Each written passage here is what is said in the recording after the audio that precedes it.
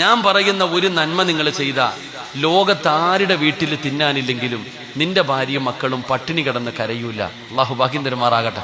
ഒന്ന്, അള്ളാഹു പറയുന്ന സൂറത്ത് ത്വാഹ, ഞാനല്ല ഖുർആനാ പറഞ്ഞ സൂറത്ത് ത്വാഹ, പരിശുദ്ധമായ ഖുർആൻ. സൂറത്ത് ത്വാഹ എന്ന അധ്യായം എടുത്തു നോക്ക്, അതിന്റെ അവസാനത്തെ പേജ് എടുത്തു നോക്ക്.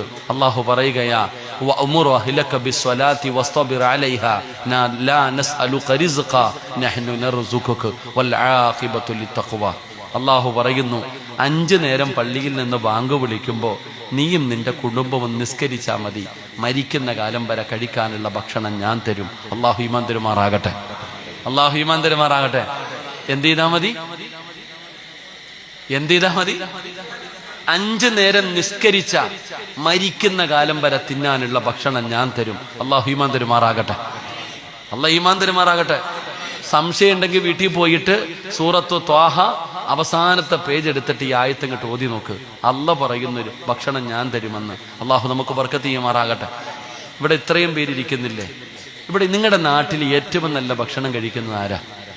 ഇപ്പൊ ഉദാഹരണം, ഇവിടെ ഇത്രയും ആൾക്കാരിയ്ക്കുന്നു, നമ്മളുടെ ഇടയിൽ ഏറ്റവും നല്ല ഭക്ഷണം കഴിക്കുന്ന വ്യക്തി ആരാ? ആരവാ? നിങ്ങൾ എന്തും ഉണ്ടായിരിക്കണം. ആരാ? ഉസ്താദന്മാര്. അള്ളാഹു ബർക്കത്ത് ചെയ്യുമാറാകട്ടെ. നിങ്ങൾക്ക് എന്താ അസൂയ തോന്നിയാ? ഏറ്റവും നല്ല ഭക്ഷണം കഴിക്കണ ആരാ? ഉസ്താദന്മാര്. പറയാ ഒരു അസൂയ എന്താ?